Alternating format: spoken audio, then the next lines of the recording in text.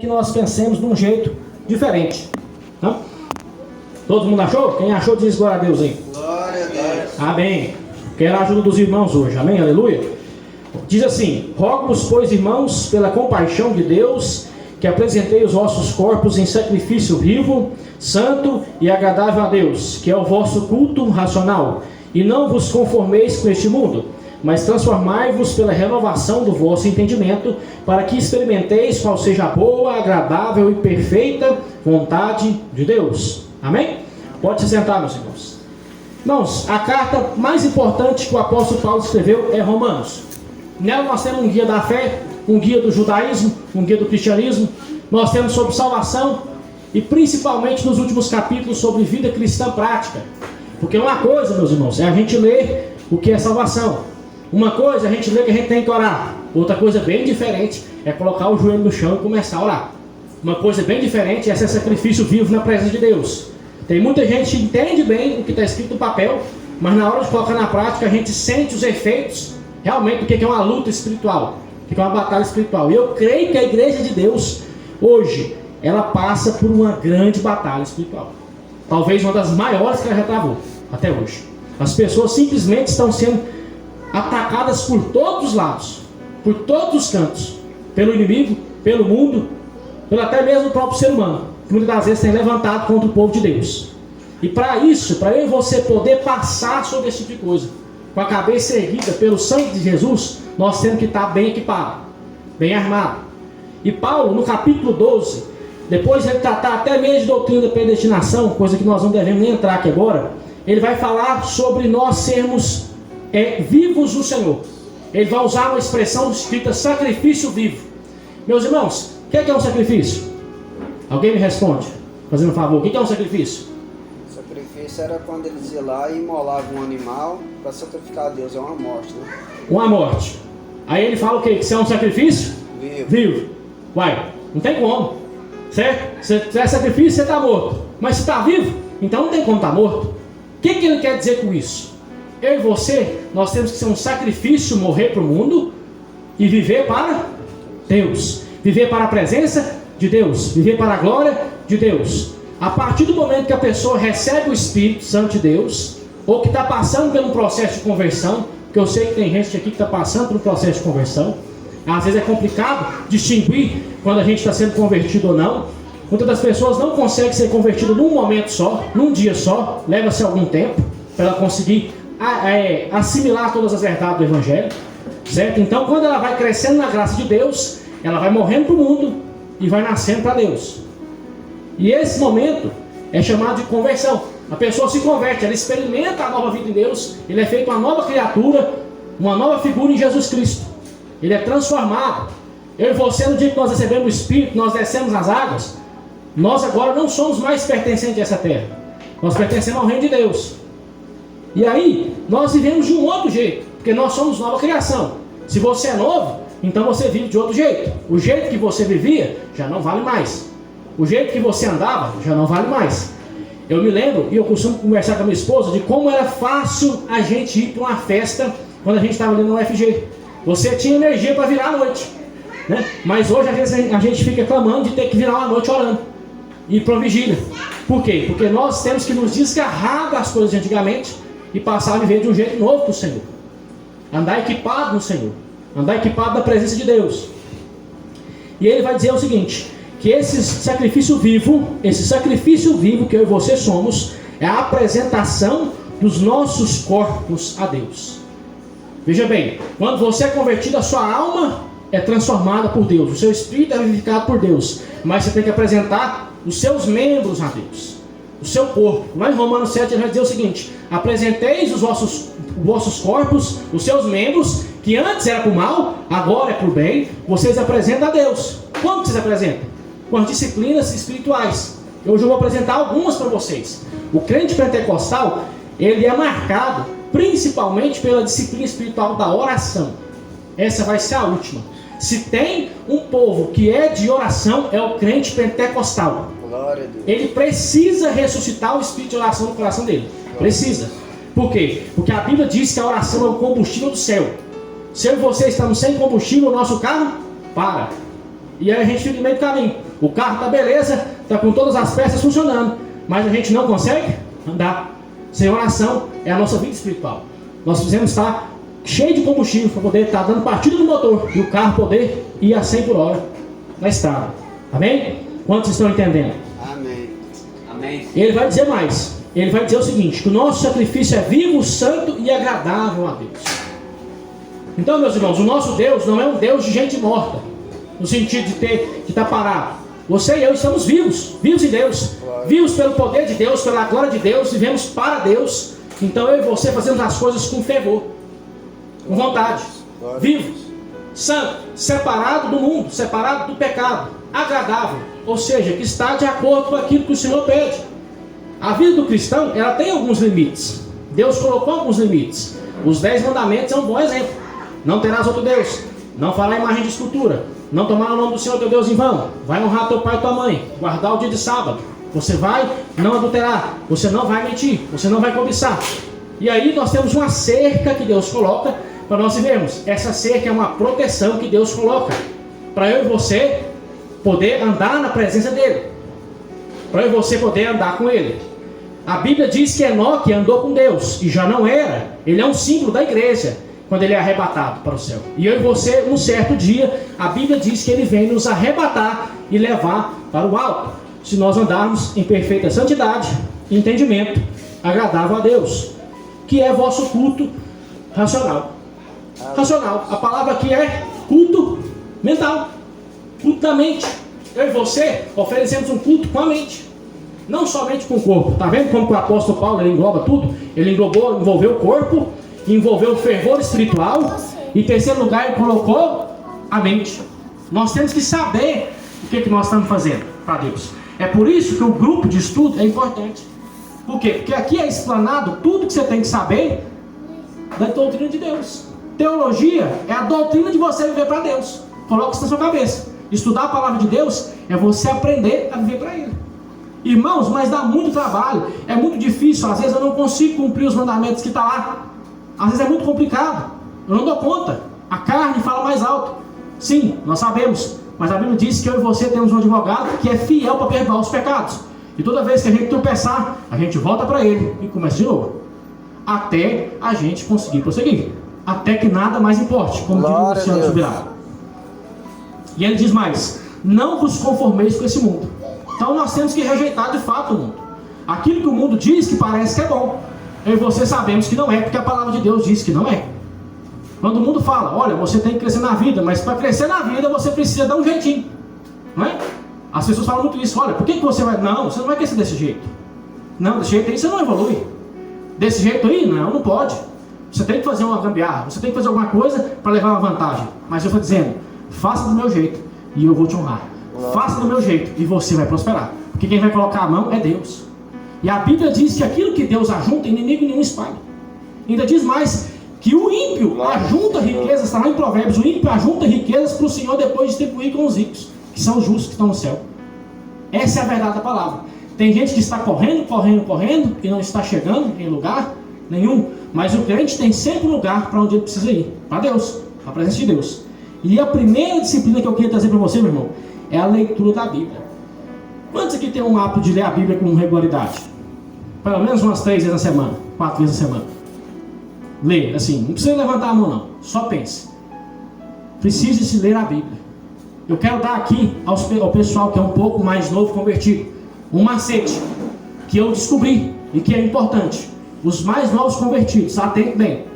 Pegue o livro de Mateus, Marcos, Lucas e João, os 4 evangelhos, e você lê eles em seguida. Mesmo que demore, meu irmão, não tem problema.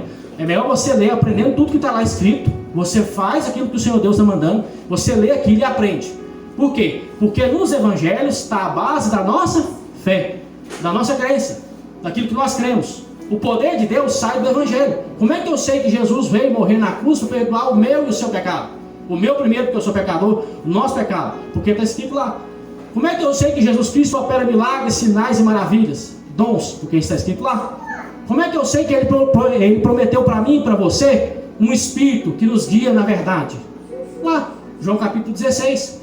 Ele guia nós na verdade. Sabe quando você tem aquele sentimento de que seu coração está angustiado, está dizendo para você, não faça, porque não é isso que Deus está pedindo? É o Espírito de Deus avisando o seu coração. É o Espírito do Senhor avisando você, te dando um alerta. Olha, não faça, ou se não, faça assim, que vai dar certo, porque eu estou contigo. É o Espírito do Senhor trazendo a você. É isso que Deus está falando. Depois que você lê esses evangelhos, eu queria que você se atentasse principalmente para o livro dos Salmos. Ali tem sabedoria para mim e para você. Tem gente que não gosta de ler o livro dos Salmos, porque fala assim, é um livro batido. Já ouvi gente falar isso, é um livro batido. É um livro que já está gasto nas igrejas, todo mundo lê Salmos. Meu irmão, mas ali está o ouro de Deus. Ali está o ouro da palavra do Senhor. Medite nos Salmos. Levantou cedo, pega um salmo, leia ele, medita nele. Aqueles de 6 versos, aqueles do começo, que tem 6, 7 versos, leia aqueles lá, leia eles, medita neles, prospera naquele salmo. Por quê? Porque a palavra de Deus é viva, ela é eficaz, ela vai te guiar durante o dia inteiro. O crente, ele precisa, ele necessita entender que ele precisa de uma direção do Senhor. E para o corpo, para a mente, para a alma, os salmos é como um raio-x. Ele tira e mostra onde você tem que ir. Ele te mostra, olha, você está com um problema aqui, ou você está sendo abençoado aqui, continue assim, ou se não, pare por aqui. E você prospera, prossegue no Senhor e recebe de Deus coisas que você não recebia. Porque eu vi o seu vídeo sobre receber as bênçãos extraordinárias de Deus. Porque que homens de Deus viviam em situações extraordinárias com Deus, porque eles estavam dispostos a obedecer o Senhor mais do que o normal. Eles estavam dispostos a sacrificar mais a sua vida comum para estar com Deus. Essa é a verdade. Eles estão dispostos a se sacrificar por conta da causa de Deus. É por isso que eles viviam grandes milagres. É por isso que eles tinham a fé de Abraão. É por isso que eles eram chamados de amigos de Deus, como Noé e Enoque. Andavam com Deus. E eu e você temos que ter esse mesmo sentimento no coração, esse mesmo fogo. Por quê? Porque a palavra do Senhor diz que eu e você temos o mesmo Espírito que estava neles. Então o Espírito que estava em Enoque é o Espírito que está em você. O Espírito que arrebatou Elias para o céu é o Espírito que vai te arrebatar no último dia. Sim ou não? Nós somos crentes. E a Bíblia diz que eu e você precisamos andar na presença do Senhor com leitura. Todo crente, meu irmão, ele é um leitor por natureza. Por quê? Quando você pega essa palavra que está na sua mão, você olha para ela, está escrito o quê? Bíblia Sagrada. Geralmente está escrito Bíblia Sagrada. Aí vem a versão embaixo, ou se não, Bíblia do fulano de tal, estudo, que nessa daqui, Bíblia do culto.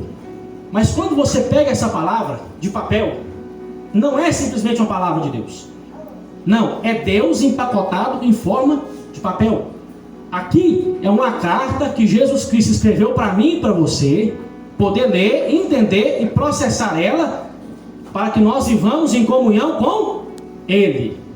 Então quem quer mudança, quem quer transformação no coração, vai buscar ler a carta. Sim ou não? Eu me lembro, meus irmãos, que uma vez, olha só, coisa de menino, né? Fui fazer um vestibular lá na tal da Fazan, em Goiânia. Em Goiânia, menino de 16 anos, não sabia nada daquilo ali. E eu fiz a minha prova com um pouco mais de pressa, eu saí. E naquela época, você não pode levar, para quem já fez vestibular, você não pode levar o telefone. Eles deixam o telefone desligado. Então eu peguei, na inocência, e falei para minha mãe, toma. E minha mãe, ó, ficou a bula, dentro de Goiânia. Para mim chegar no Guanabara 2, era uns 15 km de distância. Você pensa que eu cruzei uns 15 km a pé? Perguntando de praça em praça, até chegar na Praça da Bíblia e chegando até na casa da minha tia, que morava lá em Goiânia. Eu rodei uns 15 km a pé. Por quê? Porque eu não sabia andar. É isso que acontece quando a gente está perdido. Não é? A gente precisa do mapa. Naquela época, o GPS, o telefone igual ao nosso, assim, que tem o Maps, tem essas coisas, não era popular ainda.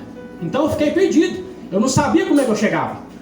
Então eu fui chegando, perguntando de porta em porta. Uns ficavam me olhando meio estranho. Tipo, esse menino tá doido, perdido, né? Esse menino tá descabreado e tal. E outro me ajudava, outro me ensinou a chegar na praça, até que um chegou a ensinar na casa da minha tia. E eu cheguei.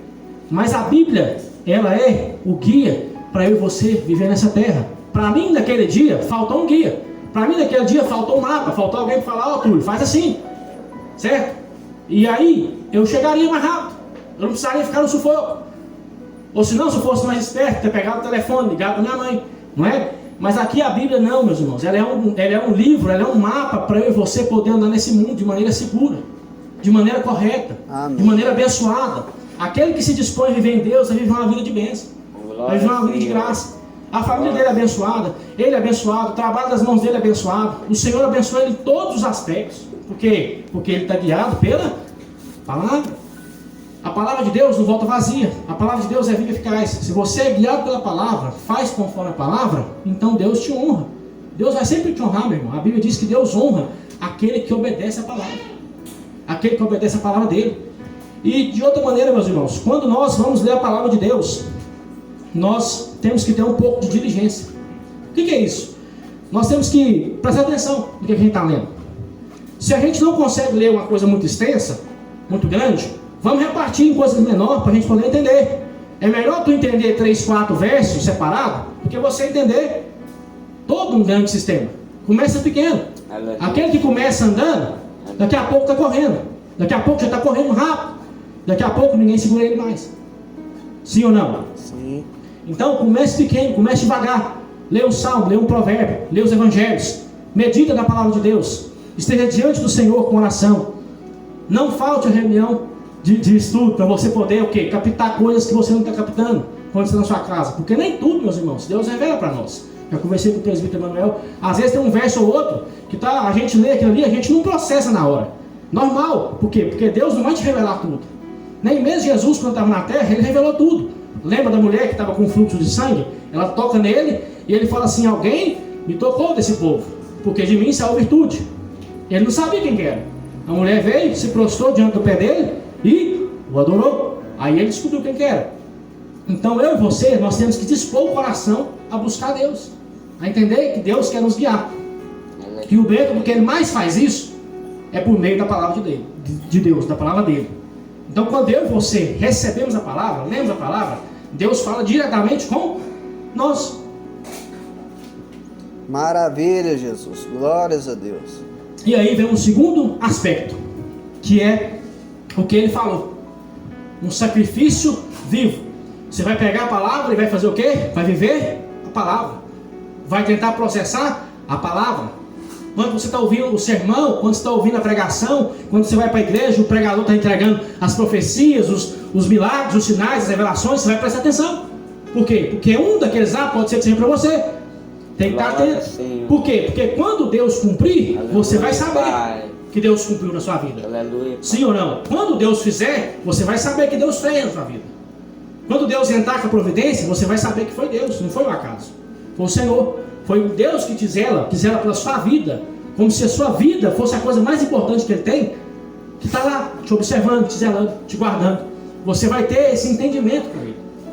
Então, a segunda parte é meditar na palavra de Deus.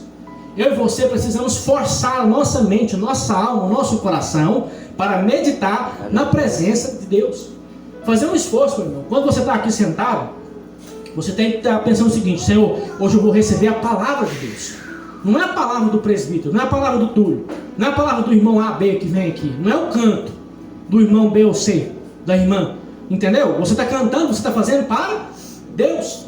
É para alguém que está lá em cima te esperando você fazer. Alguém que está ansioso para ver você fazer. Você já viu quando um pai está esperando um filho chegar dentro de casa? Ele não fica ansioso? Sim ou não? Quando o seu filho sai, está preocupado, quando chega não te dá um alívio? É aquilo ali que o Senhor sente. Ele sente um alívio, ele vê: olha, meus filhos estão me adorando, em verdade, em espírito, em graça. Está com o coração puro, cheio de Deus, querendo adorar meu nome. Então quando eu e você, nós gastamos tempo pensando em Deus, Deus retribui, enchendo nós do Espírito, enchendo nós da graça, da presença. O crente verdadeiro, aquele crente que está com o coração ansiando por Deus, ele tem que pensar no Senhor. Tem que gastar tempo pensando no Senhor. Quando você vai para a igreja, vou dar um exemplo. Você vai para a igreja, vamos supor que é um culto de libertação. Para que você vai já esperando? Você vai esperando que Deus vai entregar uma palavra forte, vai entregar sinal, vai entregar profecia. E você vai ter que ficar pensando nisso, atento. Você não pode chegar lá de maneira leviana, olhando de qualquer... Não, você é um crente sábio, você é um crente esperto. Você vai chegar lá e vai fazer o quê? Senhor, se tiver alguma coisa aqui para mim hoje, abre meus ouvidos, abre meus olhos, porque eu quero receber do Senhor. A Bíblia diz que aquele que chega a Deus com as mãos vazias, não volta com ela vazia. A palavra não deixa você voltar vazio. Deus tem sempre uma bênção para entregar para nós. Só que às vezes a gente está despercebido, né? Lembra daquela conversa dos pregadores antigos? Irmão, tem um anjo aí do seu lado querendo te entregar uma bênção, ele passou e você não recebeu. Por quê? Estava desatento, não estava prestando atenção. A gente às vezes, meu irmão, a gente fica tão lembrando das coisas que estão lá fora, que a gente não consegue se concentrar no Senhor aqui dentro, se concentrar na presença de Deus aqui dentro. E a Bíblia diz para mim e para você, que eu e você precisamos nos concentrar na presença e na graça de Deus, enquanto nós estamos recebendo a palavra. Por quê? Por quê, meus irmãos? A Bíblia diz que no dia que Abraão abriu os ouvidos para ouvir Deus, a vida dele nunca mais foi do mesmo jeito. Quando Deus falou com ele, sai dessa terra, é uma ordem, saia da terra. Faça o que eu estou te falando. Abraão se dispôs a fazer, correu o risco e foi abençoado. Ali ele começou uma nova nação, ali ele começou um novo povo que dura até os dias de hoje, está lá, Israel. Até hoje aquele povo dura, até hoje os árabes estão ali. Então eu e você temos que dispor, arriscar com Deus, arriscar na presença do Senhor. Por quê? Porque o nosso Deus só abençoa quem arrisca com Ele. Deus só vai abençoar quem faz voto com Ele. Lembra de Jacó? Deixa a pedra, e aí ele benza a pedra com azeite, para quê? Bom, se der certo, a gente fez o voto. Se não der certo, estava aí. A gente fez de qualquer jeito, mas ele arriscou. A Bíblia diz que ele saiu a pé, somente com o cajado e com a roupa do corpo. Quando ele volta, ele já tinha mais de 70 pessoas com ele. Abençoado. Seus 13 filhos, uma família grande, de grandes homens, de grande porte, que tinham condição de se manter. Deus os abençoou de sobremaneira. Demorou? Demorou, mas Deus cumpriu a promessa. Deus cumpriu a palavra dele que tinha falado a Jacó, a Abraão. Amém. Segundo, meditar, pensar em Deus. Quando eu e você nos dispomos a meditar, deixa eu tentar ser mais exato assim para você. Eu estou aqui agora explicando para os irmãos. E eu estou aqui olhando, tem uma porta bem ali. Certo? E eu olho para aquela porta e de alguma maneira Deus me chama a atenção para aquela porta e começa a falar comigo. De uma maneira assim. Assim, Deus fala com a gente assim. Às vezes você está olhando e fala, como Deus é grande. Olha o que Deus acabou de fazer na minha vida. Uma meditação esporádica, do nada. Você pensa no Senhor. Quantas vezes eu não estou lá na loja e o pessoal está conversando comigo, está falando, e eu me lembro, olha, o Senhor falou isso em algum lugar. O Senhor falou isso aqui em algum lugar. A palavra dele voltou para mim de alguma maneira. O Senhor, ele tem uma maneira prática de fazer nós lembrar da palavra dele. Certo? Outro dia eu estava lá na loja e meu irmão Silvano foi lá fazer uma compra, conversar comigo. E ele falou sobre pregação. E naquele dia, Deus falou para mim assim, olha, você tem que pregar exatamente o que ele está falando. Do jeito que ele está falando. Por quê? Porque a pregação do Senhor, ela não é uma pregação leve, mas também não é uma pregação que só bate. Você tem que estar sempre abençoando e indicando o caminho. Tem que estar sempre mostrando e repreendendo. Não pode deixar o certo virar errado e o errado virar certo. O que vem de Deus tem que continuar sendo de Deus. O que não é de Deus, não é de Deus.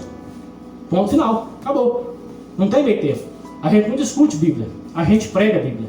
É verdade. Certo? Hoje o povo está gastando muito tempo discutindo nas internets, discutindo uma brigaiada, principalmente uma ala da teologia contra a outra, quando na verdade a gente precisava estar unido na presença de Deus, unido na força do Espírito. Por quê? Porque Deus pretende mandar um avivamento, um tão esperado avivamento que nós estamos esperando.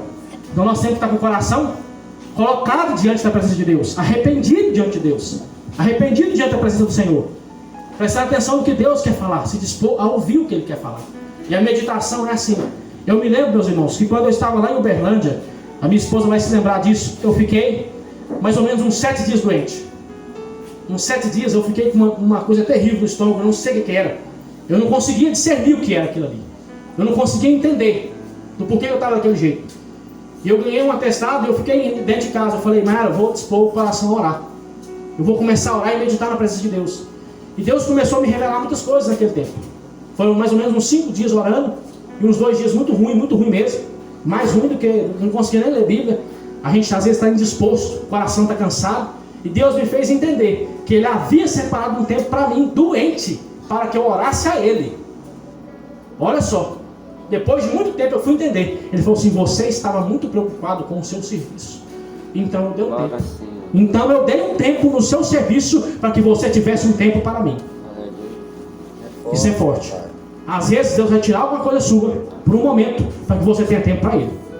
Então vamos buscar ter tempo para o Senhor. O crente, ele tem que ter tempo para Deus. Tem que se voltar para o Senhor, para entender o que o Senhor está falando para ele. Tem que se dispor a ouvir.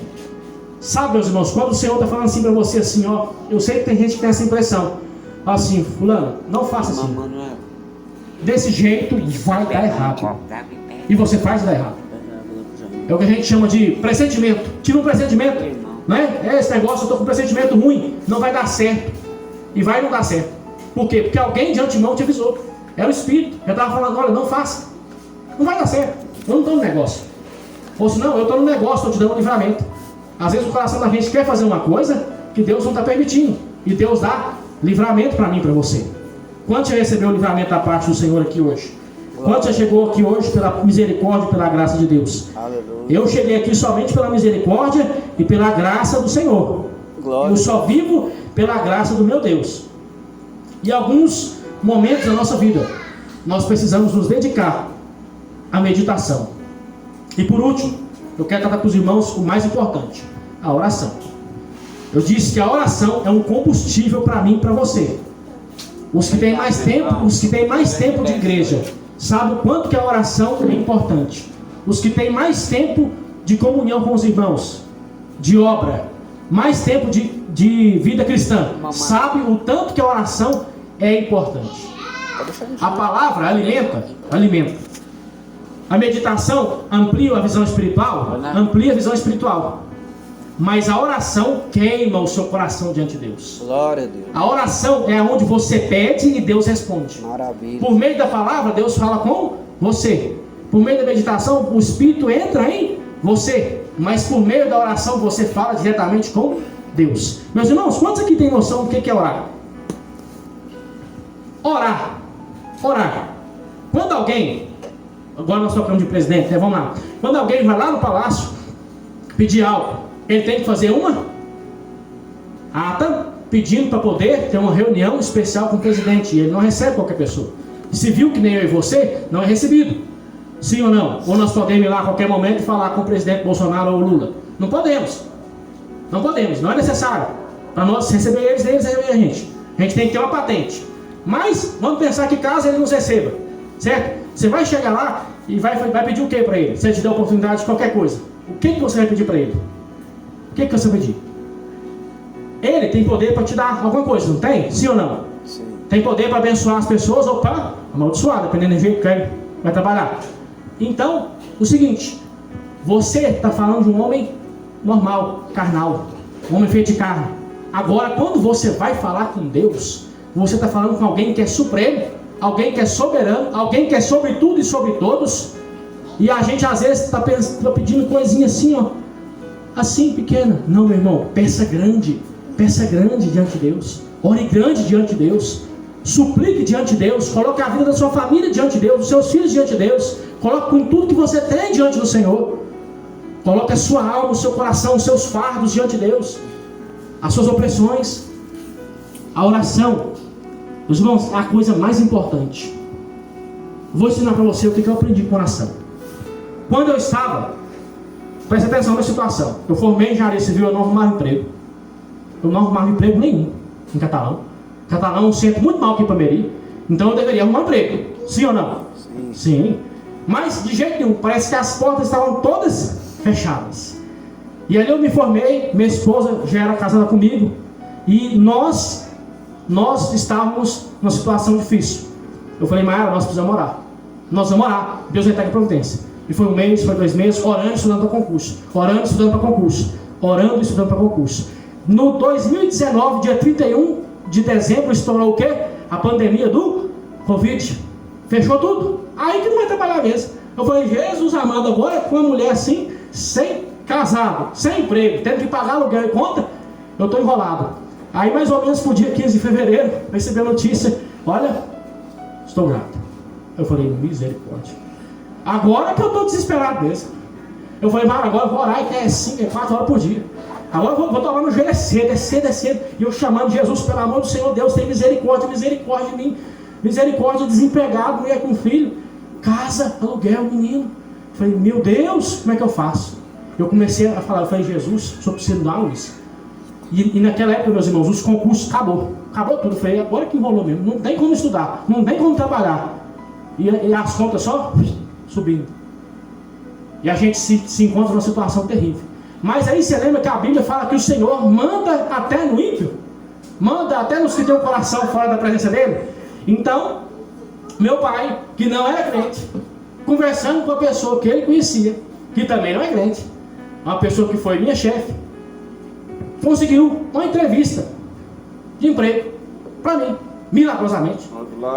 E aí eu cheguei lá, meus irmãos, eu só fazia assim, ó, com a cabeça, escutando ela falando, a Maíra vai lembrar, ela estava lá perto, ela falava, eu só, sim senhora, é desse jeito mesmo, estamos aí para a senhora, para ajudar a senhora, tudo bem. Ela falou assim, então aparece lá em Uberlândia daqui tantos dias que a gente vai fazer uma entrevista com você lá. Eu falei, meu Deus, agora. Meus irmãos, e no outro dia que eu fui fazer a entrevista, era do mesmo jeito. O patrão, o engenheiro civil lá, o grandão, o Leozão, ele chegou e falou assim, você é daqueles que é absurdo? Eu falei assim, depende, né? É aqui ou é aqui? Né? Na cabeça, na inteligência, ou é aqui na cabeça aqui? É porque é os dois, né? Aí ele falou assim, não, é o seguinte, eu estou precisando de um cara para ficar de olho na obra para mim. Eu falei assim, mas estamos aqui, né? Nós temos olho, vamos olhar a obra para o senhor, né? E aí ele foi e falou assim, então, prepara a mudança que mês que vem você está vendo. Meus irmãos, nesse dia, eu só chegava em casa, eu falei, meu Deus, esse negócio orar é verdade mesmo. Ó, eu não tinha nada, não estava com nada, precisando de tudo. Comecei a orar, ganhei tudo. Por quê? Porque aquela porta me trouxe aquele emprego. Mas eu fui descobrir que não era só um emprego. Ali eu passei por um processo tão bom na presença de Deus, tão grande, onde Deus sustentou a gente naquela cidade de uma maneira sobrenatural. Era um tempo que estava tudo fechado, mas ainda saiu no mercado, não tinha mercado aberto. Nós ia fazer um treino, só tinha a obra aberta. Eu falei, Jesus, por que a obra não fecha? Né? Para a gente ficar descansando. Ele falou, não, é hora de trabalhar. Você não orou para trabalhar? Você vai trabalhar. Então eu fiquei ali um tempo, e ali o Senhor me ensinou a depender dele em oração. Isso ali é uma das coisas mais fantásticas que eu posso ensinar para você. A oração tem efeito, a sua oração vai ser respondida. Se ele respondeu a minha oração, ele vai responder a sua também. Quem crê? Quem crê que Deus pode responder? Eu creio, aleluia. E você sabe o que era o mais interessante? Eu havia feito um concurso para o crédito catalão, antes de ser empregado lá. E lá na igreja, ainda lá no asfalto, acho que o irmão deve lembrar que era lá no asfalto, ainda lá perto do posto. Uma irmã chegou, pôs a mão na cara e falou assim, não, ó, meu filho, ó, um concurso só não passa não. Um concurso só não passa não, só com um concurso, passar com um concurso só não. Deus está falando que precisa fazer mais. Irmãos, eu não consegui passar nos concursos. Fui empregado com um salário praticamente igual ao do concurso lá em Uberlândia. E aí depois que eu tinha voltado, que meu pai faleceu, eu fui trabalhar com a minha mãe. Esses dias para trás, eu estou lá com a Mayara. E apareceu um comunicado assim, ele falou que eu ia passar, não falou? Apareceu um comunicado assim, Prefeitura de Sacramento convida Túlio Rodrigues Vaz a assumir o cargo de engenheiro civil da prefeitura. Honrou ou não honrou? Honrou. Em nome de Jesus ele honrou. Demorou 2 anos para eu passar, por quê? Porque teve o Covid, mas ele honrou. Por que eu estou contando isso? Para que você tenha as suas experiências com Deus marcadas diante do Senhor. E lá dentro daquela empresa, eu me lembro de uma situação. Tinha eu, um patrão meu, e um menino que estava comigo para estagiário. Nós dois não sabíamos absolutamente nada, que nem aqueles grandes homens. A gente sabia do nosso serviço, mas a gente não tinha a responsabilidade que tinha. E um dia ficou eu, ele e o mestre de obras com um caminhão para fazer o concreto. Uma laje enorme, dá 3 lajes essa daqui, né? 3 lajes essa daqui a laje, 25 caminhão. E aí a gente fez a conta do último caminhão, tinha que pegar 6 metros de concreto. Eu falei, pega 6 metros, o mestre falou, não pega 5 mil. Eu falei, não, vai dar errado. Vai dar errado, a conta não vai dar não. No outro dia deu errado. Ele falou, não, pode pedir 5,5. Eu falei, Jesus, multiplica o concreto, né? Ia dar errado. E começou a dar errado. O tubo entupiu, não ia. E eu falei, só, você não é crente não, velho. Vamos morar aqui, porque se não der errado aqui, não tá na rua. Ele falou, então vamos. Pegamos, fomos lá, começamos a orar naquele caminhão. Deus entrou com providência, o mestre falando no rádio, o concreto não vai dar. Eu falei, misericórdia, agora estamos na rua mesmo, né? Já ganhamos uma benção, agora nós vamos perder a benção, por conta da oração. E ele falou assim, Túlio, se der certo, o seu Deus vive mesmo. Agora, se não der, nós tá na rua. Eu falei, então vamos pra rua, vamos orar. Colocamos a mão no caminhão e começamos a orar. O concretou a laje, concretou as vigas que estavam lá embaixo, ainda sobrou para fazer os esgotos lá embaixo do prédio. Sobrou concreto. Como foi? Não sei. Aí quando a gente foi descobrir, desviaram o caminhão da fábrica com os 8 metros. Deus respondeu a oração antes de orar. Amém? Glória então, essas coisas é para que eu e você entendamos que a oração tem poder. Quando você levantar a sua oração, meu irmão, saiba que o Deus que está no céu já te ouviu. Antes que houvesse dia, Eu sou. Então você coloca a sua oração na presença de Deus e Ele responde. A oração, ela tem poder, meus irmãos, porque o Deus que responde a oração é poderoso. Não desista. E é nesse intento, nesse pensamento da oração que eu te convido hoje a você tirar um momento de reflexão e pensar: o que você precisa para esse momento da sua vida? O que Deus tem que entrar com a providência? O que Deus tem que fazer, tem que tocar para você poder crescer na presença dEle, para você poder avançar na presença dEle? Qual que é a mudança? A mudança é espiritual, a mudança é dentro de casa, a mudança é no coração, a mudança é no trabalho. O que Deus tem que fazer para que você continue na presença dEle? Nós temos que pensar. O que é seu sonho?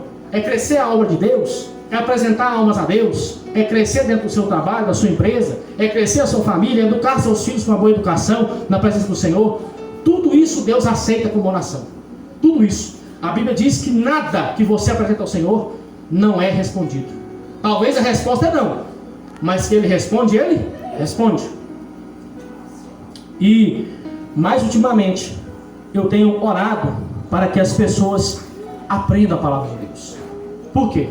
Agora eu vou contar um pouco da minha parte. Por quê? Porque a palavra do Senhor, ela gera milagre.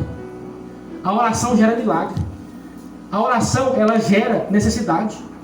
E a necessidade que nós temos, apresentamos a Deus. Porque nós refletimos no Senhor, apresentamos a Ele e Ele nos responde. E aí que vem o barato, meu irmão. Quem está perto de você vai ver que você recebeu. Vai falar assim: que Deus é esse que te deu esse negócio aí? Que vida é essa que você está vivendo? Que eu não vivo? O ímpio vai ver em você a luz de Deus brilhar. O fogo de Deus brilhar, aparecer na sua vida. Ressuscita a sua vida de oração diante do Senhor. Ressuscita, Espírito de Deus ressuscita. Por quê? Porque essas orações que você entregar com fervor, com graça diante de Deus, Deus vai honrar cada uma delas, pode ter certeza. Eu me lembro que assim que eu converti, eu falei assim: Jesus, eu preciso ser revestido com a tal da armadura espiritual, né? É negócio de crente novo, né? Falei: nossa, o povo pega tanto esse negócio de batalha e tal. Eu fui lá em Efésios 6,18, falei: mãe, vamos orar a semana inteira nesse negócio aqui. E aí nós começamos a ler e orar e tal, do capacete. Eu falava: Jesus, me dá o capacete, tal, né? Dá uma coraça.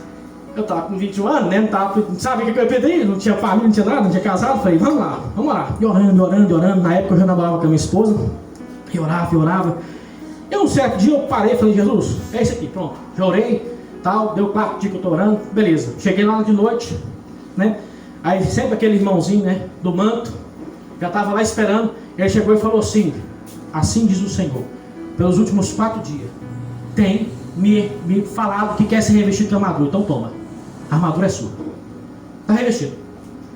Eu falei: mas ninguém sabe, nem minha mãe. Eu só pedi para ela me ajudar. Ela não sabe a oração que eu fiz. Deus revelou para ele o que eu tinha orado no secreto e me deu a recompensa em